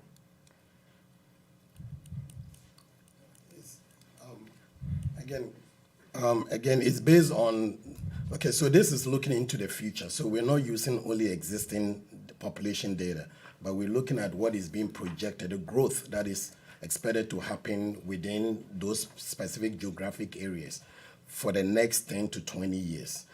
That's what we're looking at. So because the idea is that we want growth to continue to pay for growth. So in order to do that, we want to make sure that we're not getting too much ahead of ourselves, but then also keeping pace. So we're looking at the most immediate critical period is the next 10 years where growth is expected to happen. But then even we're looking up to 20 years, right? Population growth. So based on that, City of Tampa by 2032-ish, plus or minus a couple of years, they're going to have to stop dumping their 50 million gallons a day of reclaim into 60 million gallons a day into Tampa Bay. And so they're going to have to find a use for that reclaimed water. And quite frankly, I hope we're it. And I think within this plan, there needs to be a reclaim plan. If we're projecting out 20 years, right, you're planning for 20 years, I'm hopeful that we can have some real discussions with our neighbors to the south in the city of Tampa, that we can capture their reclaim as a resource, which from my understanding, talking with you all, would be enough reclaim supply to supply all the lawn watering needs or bulk of it throughout our county, which means we're not watering landscape with potable water, which theoretically would bring that average use down, right, of per household. So I know that that's obviously going to be wildly expensive, but if we're coming up with a 20-year plan, knowing that City of Tampa has to come up with a solution here within that time frame,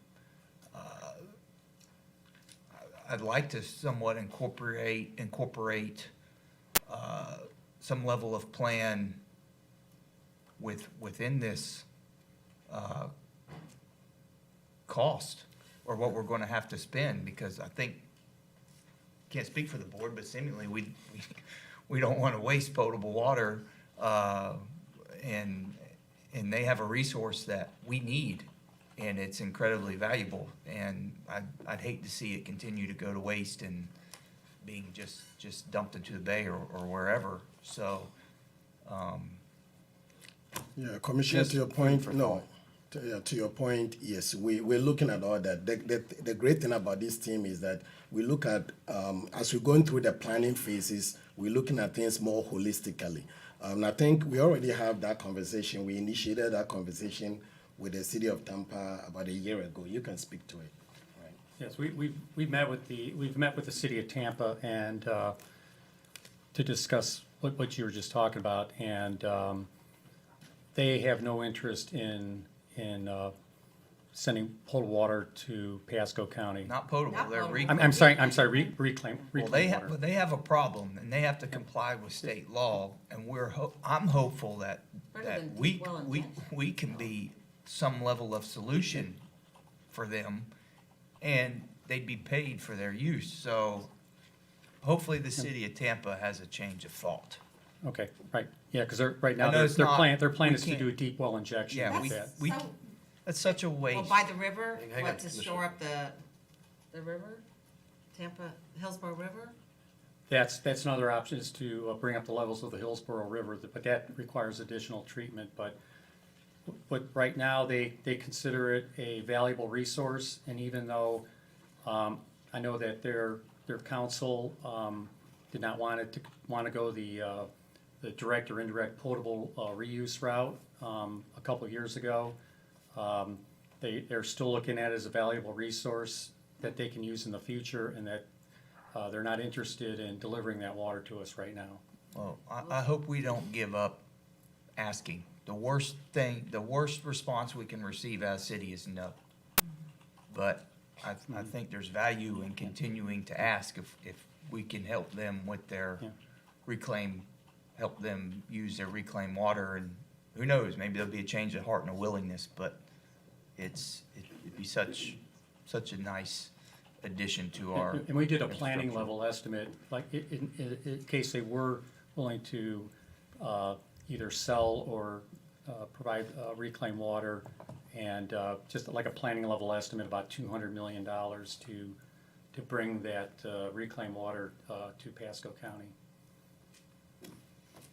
So let me give you a little background as well. When I first was elected, when I found out it was 55 million gallons a day being dumped into the bay, the bay may actually come back on the seagrass. It was getting better and better because they did some advanced treatment. But it's now gone backwards. And now the old Tampa Bay, they're spending millions now taking a look at it. I've recently found out in the past couple of years that there's 2 other cities actually dumping reclaimed water, per se, into that bay as well. That's certainly not helping. I think if we're gonna make a solution, we gotta do something different than before. Because when Mayor Buckhorn was in there before, he said, no, we're gonna keep this, we're gonna do something else with it. Now that we have the data that we found when we took our reclaimed water and pumped it up in the 4G ranch area of that project, it raised water levels. And I think it increases flow if you can do that. I was saying we should take that water all the way up to Crossbar, and maybe it takes a different type of structure of a deal to work with the city. Maybe it's gonna take something to say, look, Swift Mud is now spending money on now water sources. You've got 55 million gallons, you've got other millions there. Maybe they should look at taking that reclaimed water, pumping it into northern Pasco, make our water fields flush, and then let Tampa Bay water from there pump the water back out down and let Mother Nature do more treatment on it. That may be an approach that might work, especially if the city gets a benefit, because they gotta buy so much water from us. Like if they only take so much out of the Hillsborough River when the flows are low, if this increases those flows, it makes it easier for them, or we even just do a straight deal with them to let them buy the water cheaper. But it's gonna take a bigger conversation. You can't just have the same approach and expect a different result. My opinion. Okay, so the short answer is yes. We hear you. We're going to be dialoguing with the city of Tampa to look at the options of how we can get that done. Yeah, just don't get discouraged. Yeah, sure. Don't They get were talking discouraged. about that when I was on the Water Management Board. At that time, we were working on a pipe to bring that water up to Pasco. That was 20 years ago. I was thinking Two Rivers would be the perfect project to start it because it's Hillsborough and Pasco. And in the 90s, Manatee was under discussions with the city of Tampa to bring the same water south to And then them. Polk was gonna get it. They've been So at least flirting with they're everybody. consistent in their no. All right, I just want to bring up a couple of the big potable projects that are identified in the master plan. So the first one is we need to get more water into our system. So the first project that we're looking at is expanding the Lake Bridge Point of Connection. So the Lake Bridge Point of Connection is down at the South County line. It's just located just east of Interstate 75 and west of Bruce B. Downs. And so what we're proposing to do is expand the Tampa Bay Water's Lake Bridge Point of Connection, pumping capacity, and then construct a large diameter transmission line from the Lake Bridge Point of Connection over to our southeast water treatment plant. And then what we would do is eventually we would convert that water treatment plant into a repump station. And then we'd have transmission mains coming out of there and then delivering that water up into the VOPH area so that we can get more water supply up there to meet their peak demands. Another project that's short-term project that's been identified is getting water up to the SR 52 corridor. So we've got projects going on right now on SR 52 where we are participating with the developers to construct infrastructure on 52. They're trying to beat the FDOT deadline for the expansion. So that construction is actually going on right now. We're doing a cost-sharing agreement with those developers. But we'll also need to construct additional transmission lines down the Aaron Cutoff, and eventually we want to tie over back to US 41 near our Tampa Bay Water Point of Connection at that point, so we can have more water delivered up into that area. Longer term, I mentioned that one of the things we had identified is getting a new Tampa Bay Water Point of Connection. And so in our master plan, they identified a potential location, which would be, they call it Cypress Creek. That name is not official or anything, that's just the name we gave it. We would propose to have that located near Tampa Bay Water's infrastructure, near their water treatment plant off of Aaron Cutoff.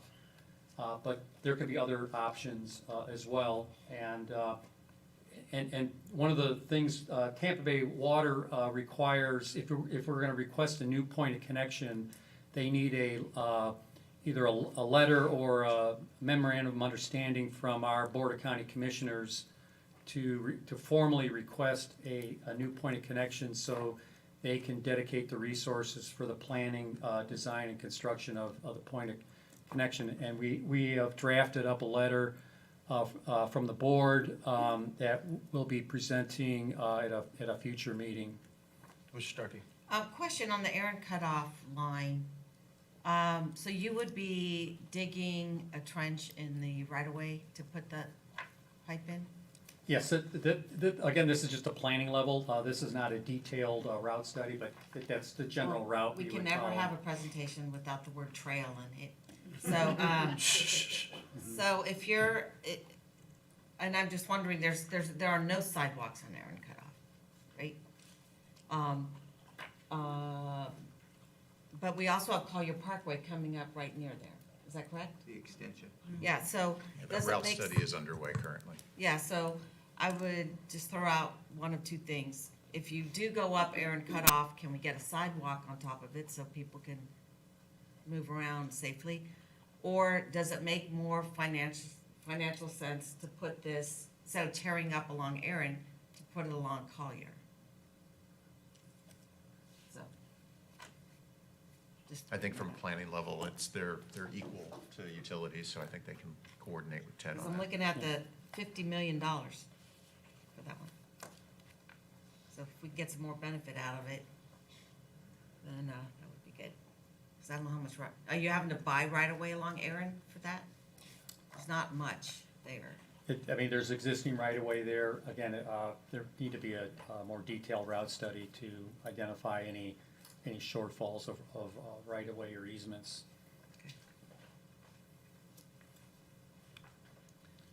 So this is overall summary from the potable water master plan. It's just some of the projects that I went through and a few others is their 5-year summary estimate is about $259 million of potable water projects, and in our 10-year summary estimating $197 million for projects. Let me just stop you just for a second. So look at that Lake Bridge connection. It's down in, is that down in Hillsborough County? The Lake Bridge, it's in Pasco County, just across the Hillsborough County. Used to be my district way back when. I mean, is that the best way to run the water, or should we take a look at going from north to south? Because you're gonna be passing some developments along the way as well.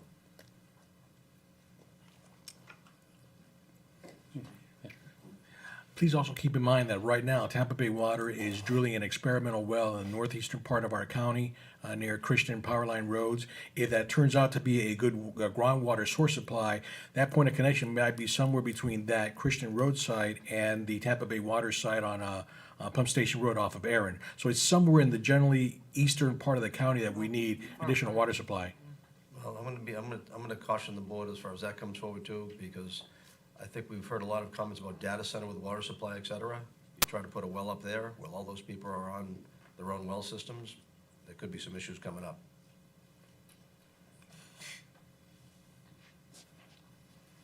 All right, so the next master plan, wastewater master plan. And this table just shows the status of our existing wastewater treatment facilities, showing what their permitted capacity is and what flows they're currently using. As you can see, many of our treatment plants are nearing capacity. So some of we have some expansions that are currently in progress. The southeast wastewater treatment facility is being expanded from 3 to 6 million gallons per day, and that project is at substantial completion. And Land O'Lakes wastewater treatment facility, that plant's undergoing an expansion from 3.5 to 5 million gallons per day, and that's currently under contract with a progressive design builder. The design is completed, and the construction is expected to be completed by year 2029. The cost that was provided by the progressive design builders, $157 million approximately.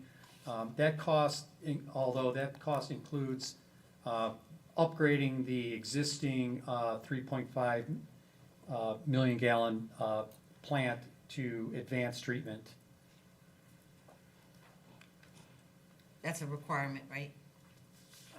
Advanced treatment. Do you know, is advanced treatment an actual requirement now, or is that it's still in the? It's not an actual requirement right now, but it is where we are discharging reclaimed water within the Weeki Wachee basin area. So in those areas, we're required to lower nitrogen levels to a certain amount, and the only way to do that is with advanced treatment. What we're trying to determine right now is whether we need all the wastewater plants to go to advanced treatment, or only the ones that discharge reclaimed water to the Weeki Wachee basin. To then that would minimize future costs as well. And if I could, what are the cost differences percentage-wise, going from advanced wastewater to regular? We anticipate that expanding an existing plant without advanced treatment is somewhere in the $30 per gallon range, whereas the advanced treatment portion, where we're expanding existing plants, adding an advanced treatment component, that could be anywhere from $60 to $100 per gallon additional for the advanced treatment part of it. That's a big number. That's a huge number. So if we're looking at these plants, and as far as, no? Okay. He's got some, did you add the chart that I asked for? Is it in here, or I can email it to my fellow commissioners? It's the total It's the total numbers. Yes. Is that in here? Yes. Okay.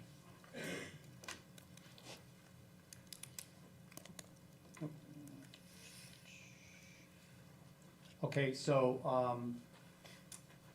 we also have identified two other wastewater treatment facilities that need expansion in the coming years. Wesley Center wastewater treatment facility, we've identified a need to expand that facility from 9 million gallons per day to 13.5. That expansion is currently, again, with a progressive design build. It's in the selection process, expected to start design later this calendar year. And based on a 4-year design and construction schedule, expected completion approximately 2031. And again, using a planning level construction cost for that expansion would be approximately $285 million.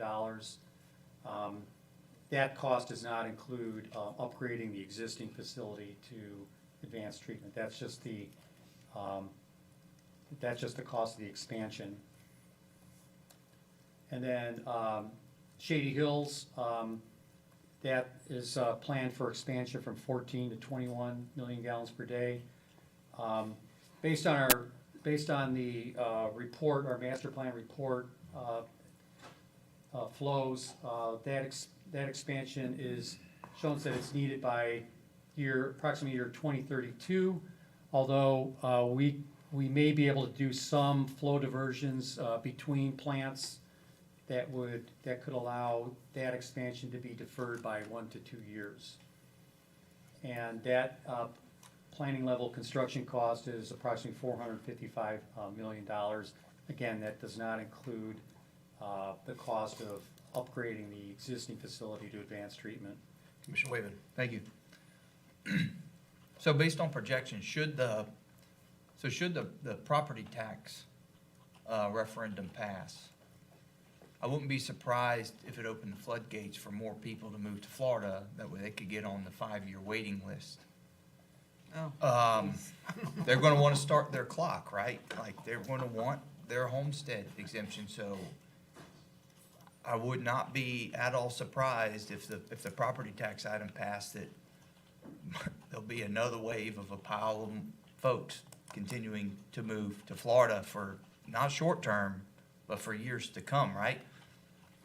Do we have, or are we capable of capturing any type of data that could project with some level of accuracy a migration level? We had the great COVID migration of folks moving here when COVID was going on, but folks are continuing to move to Florida because of taxes. But if the property tax referendum passes,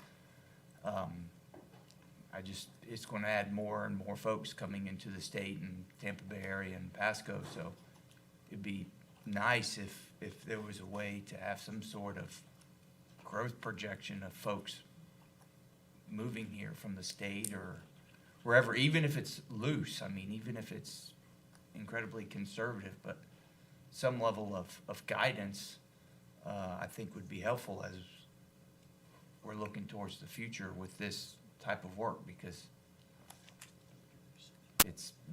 we'll be back at the table again come 2035, so. I hadn't thought of that. We discussed that in our meeting yesterday, and just, how would we even be able to keep up with that? And I'll throw something out that I was talking about as well.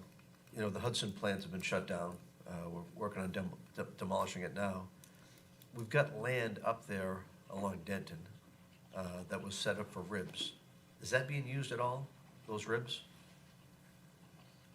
The RIBS is a permanent facility, and they are being used if needed. I'm sorry? It is a permanent facility that we depend on for wet weather flows. Okay. So when you take that, you take this wastewater treated and you just pump it into the soil, correct? Yes. I just wonder if we're taking that, can we use that for reclaimed water instead of just pumping it into the ground? Well, first of all, it's not that much, and it's only during an extreme, wet time of the year when there isn't a demand for reclaimed water. So, It's a storage issue. yes. Have we looked at trying to improve our storage? Well, they said the ROI wasn't good, right? When I get to the reclaimed water, there's a little blip on the storage there. I mean, consider we now get revenue from this reclaimed water. I'm looking at these numbers and they're absolutely phenomenal. Not even advanced wastewater on that bottom one. I mean, if there's something more efficient to be done with smaller plants along the way, maybe we should be taking a look at that as this advanced wastewater treatment plant with that number compared to if you found a better way to go use it through reclaimed water, maybe that's a better way to actually, instead of having to do the advanced wastewater, if we can put it into reclaimed water, would we be better off? We are improving the storage for our reclaimed water system. Just today, you approved a task order to look at designing another storage tank at Southeast so that we can balance daytime production of reclaimed water with nighttime irrigation flows. We're also looking at optimizing the storage volume in our Boyette Reservoir to maximize that storage volume there to send out to wastewater customers. Our priority is to send that reclaimed water to wastewater customers, but when they don't need it, we still have to discharge it somewhere, and that's what the ribs are for. All right, but just, like right now, I live over in Beacon Woods and on the golf course. They haven't been spraying much water at all. All of a sudden, we have 2 days of rain, and they're just spraying it all day long to make up for the shortage. Ponds have gotten low pretty much everywhere I've been out and around, and through the summer, especially toward the end, there's gotta be a lot. Still people out there, if there's reclaimed water, and you can say you've got the extra storage, the people would use it. So I don't know where you need to store it, because right now there's such a demand for it, and you can't keep up with the demand with all the pipes we've got in the ground anyway. People are dying for more. They will use it, especially if it means doing it. So as far as just having storage areas, we just dump it in the ground, I think people trying to use it anyway might be better off. Yeah, Chair. I mean, Just wait a minute. we're 50 million gallons short a day to meet reclaim need right now, aren't we? Is that what was in our briefing? That is the projected shortfall, yes, Yeah. based on the same level of demand that we have now. But, okay, where's your chart that shows the cost of storing it? Didn't you say that was very, very, very expensive? Storing the reclaim. Maybe I missed, no? I don't think there was Okay. a storage cost. Okay, well, let them go on, and then, because I want to say something about the Newport Richey wastewater treatment facility. Oh, where's the Newport Richey one? I'm sorry, Didn't you have the Newport Richey? Where's the Newport Richey wastewater treatment facility on your? there's a, here. There, oh, This okay. shows the current wastewater treatment facilities, which shows their permitted capacity and as well as what flow we're sending to. Newport Richey is, that's not a Pasco County facility, it's owned by Yeah. Newport Richey. And we have an agreement for them to treat 3 million gallons per day. Is this what you're? Yeah, that's what I referring want to say. I just want to remind you all that, thanks to Speaker Sprowls, at the end of that legislative year, might have been his last year, I'm not sure, we got, $3 million, and we sleeved all the leaking pipes in Gulf Harbors, and it was having serious saltwater intrusion, and it was swamping the Newport Richey plant. So we gained a lot more capacity when we sleeved all those pipes, so that was a really good project. Let me ask this question about that. So I'm looking at that slide, and I didn't pick up on it when we had our meeting, but you say the permit capacity of 3 million, the plant is at 2.07? But I recall from a slideshow that they were like $500,000 or $600,000 over capacity. I know we talked, I think when David Allen was still there, we talked about getting some lines in there to go run them out to take out the reclaimed water that's there.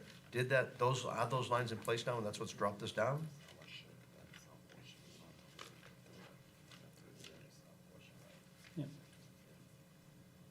So the capacity of, the permanent capacity of Newport Richey is 7.5 million gallons per day. And we have an agreement with them to treat 3 million gallons per day. And we're currently sending 2 million gallons per day to Newport Richey, so we're using, We're under capacity, we're under our capacity. yes. Okay, so are we now taking extra reclaimed water out of there that wasn't in the case like 2 years ago? Has that changed? No, we're taking all the reclaimed water they produce, I understand, from that plant. They are hovering from what the data that we saw, around 60 to 65% of the total permitted capacity between all the flows that they treat plus Pasco County's flows that go to that plant. Does anyone recall when they were presenting and they showed us that they were over capacity? Well, that was before we sleeved Gulf Hoppers. No, it was even after that. I mean, this is like something, David, when you were there, you were working on it to make that happen as part of a project. Yeah, Commissioner Mariano, I don't recall that they were over capacity. I think part of the challenge was that they didn't have sufficient capacity to get rid of their excess flows, particularly That's during right. wet periods. And Okay. so, And they were dumping. so what we were looking at was options to be able to take their excess flows to prevent discharging into the Gulf. Okay, so has that taken place? I would not be in a position to make That's that. Branford Right, do we question? know that? We checked the last 3 years' worth of their plant flow data, and it didn't show any discharges to the bay in the last 3 years. It did show excessive flows during the Milton and Helene periods a couple of years ago, but as I understand it, we took all that reclaimed water. It wasn't any additional discharges to the bay in the last 3 years that we had to account for. We have other projects in the area to try to expand what we can take from Newport Richey. I believe the constriction is right at the point of connection between the cities and the county's transmission pipeline that we're studying, but we haven't taken any additional flows beyond what we're contracted to take from them. All right, because I'll talk to the doctors out there that had sent us emails. I'm sure we all got them at some point. I know I did. But the flows were so bad, you could see it toppling from the top of the water containers there, coming down. They had to pressure clean them and go, and you could smell it. So if that did get resolved, so be it, but I'd like you guys to dig into more to find out if we actually did resolve that. We will. We'll follow up with the city staff on that. Thank you. All right, can I go on? All right, so the key findings and recommendations from the wastewater master plan are, some of the wastewater flows are projected to exceed the capacities at some of our wastewater treatment facilities in all the planning periods. Therefore, significant investment in wastewater treatment facility expansion and other infrastructure is needed in all our planning periods.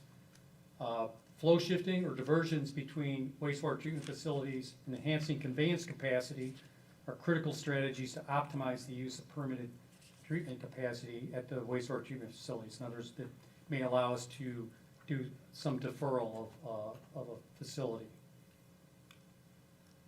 This is an overall summary of the capital improvement costs for growth. Again, this is just for growth projects. 5-year, $659 million, and 10-year, $537 million. The next plan is the Reclaim Water Master Plan. Some of the key findings and recommendations, what we did in the demands, we wanted, in the plan was we wanted to calculate what the unitary use of reclaimed water was, using the more recent data. There used to be a much higher demand, higher usage back when reclaimed water was basically given away, or if you just had a flat cost. So people, if they don't pay more, if they're using more, then they're just going to take as much as they can. So, so we wanted to go on the more recent data, and we've come up with a unit demand of 431 gallons per day per equivalent residential unit. Now, each equivalent residential unit produces 200 gallons per day of wastewater. So, so therefore, you've got a 231 gallon per day gap between what a home uses for irrigation versus what it produces in wastewater. So in other words, it takes 2.2 single-family homes to provide enough reclaimed water for one single-family home. So as you can see over time, as more units come in, you're gonna be using a lot more than what's being produced. So we're actually seeing that the average demand will exceed supply by year 2030. And by 2045, there would be a 35 million gallon per day gap between the demand for reclaimed water and the supply, the wastewater supply, if we were to supply reclaimed water to all new customers. So our consultant looked at two different demand sets, calculating what the demands would be. One is a full potential, which would be, again, supplying reclaimed water to all new population, and because of that gap, that would require augmentation. They also looked at what we call prioritize. So in other words, taking what's the available supply of reclaimed water based on that growth, and then using that number and figuring out where that can be distributed. So that would require no augmentation. But that means not every new customer would get reclaimed water. So you'd have to basically kind of put a boundary around your area. Can I ask you a quick question? Commissioner Yeager. When you did all this, did you take into account of some of the utilities companies that we may be absorbing? Yes. Yes, we did. That we will be absorbing. Yeah, yes.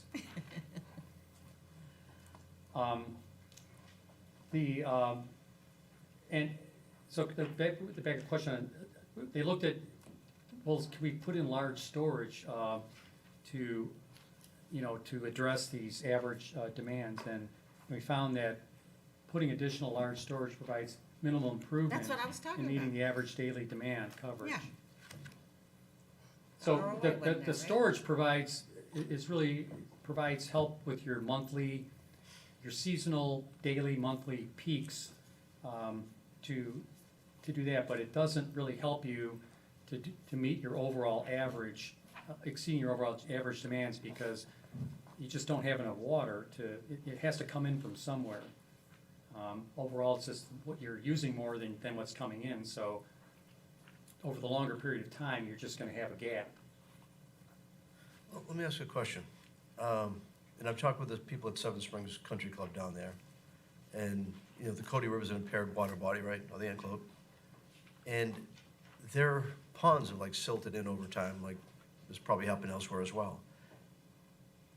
I don't know how you figure out what your cost is to provide more storage, but should we take a look at all these golf courses per se, and other storage areas that are out there to find out, I don't have to recreate something. Oh, fill up their pond. But I gotta create the capacity for it, because it's all muck that's in there right now. But they should be cleaning those out. They should be, but guess what? It doesn't Sorry, happen. they should be cleaning And them. it happens elsewhere too, but what I'm saying is, I don't know how you do your calculations on your ROI, whether it's worth it or not, but if I've got these existing areas, and again, you know, on the Enclo River, it's an impaired water body, I think we should go look at, what does it take to go take the silt out of there, create that more storage? We just spent a few $100,000 there a few years ago just trying to create another pond that's there, but I got existing ponds that are probably there, and there's probably a bunch of other golf courses too that were designed and accepted for, they were gonna take care of our stormwater. So if I got these existing things that are in, they can benefit and actually reduce the amount of reclaimed water they're gonna need, maybe we should go put a plan together, go take a look at that as part of our long-term master plan.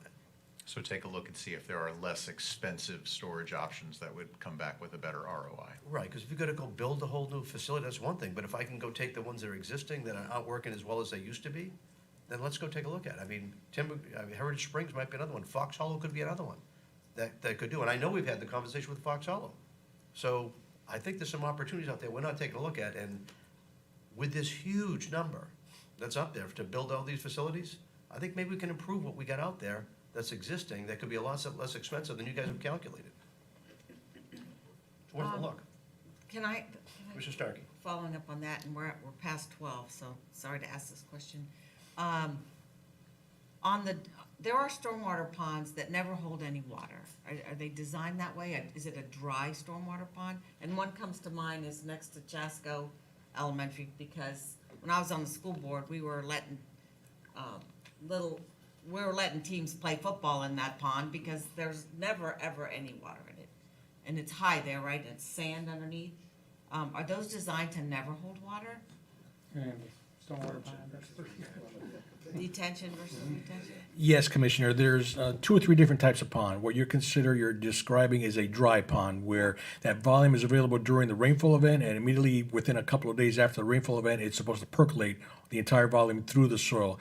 There are other ponds that have a permanent pool of water that has some minimal storage and then some overflow up to the top of bank to provide for a rainfall event. So some ponds hold water for an extended period of time permanently, and others are just dry during only the storm and a few days after the storm that are full with water. I've never, ever in the 34 years I've lived here seen a drop of water in that pond. I just wondered if they could be used for storage. I see a little bit of, just sometimes at the entryway, where the spillway comes out with a little bit of water, but nothing much, and that's only on a major event. All right, it's 12:03, I think we should take a break, and I do have this City of Newport Richey surface water, Colleen just brought it out to me, that if you want to take a look at that, maybe after we do the public hearing, we'll come out and discuss this a little bit further. Okay, Thank you. We'll adjourn for lunch, back at 1:30. Hanging out with us.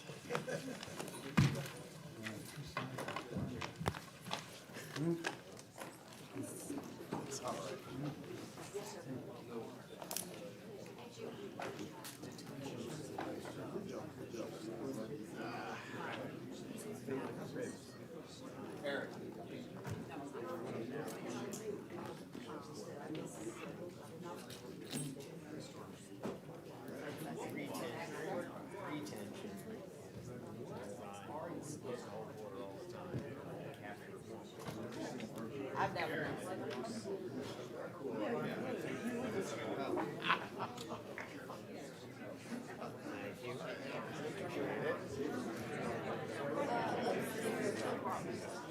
Good, good.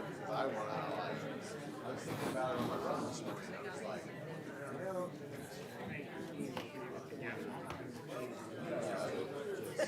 How simple.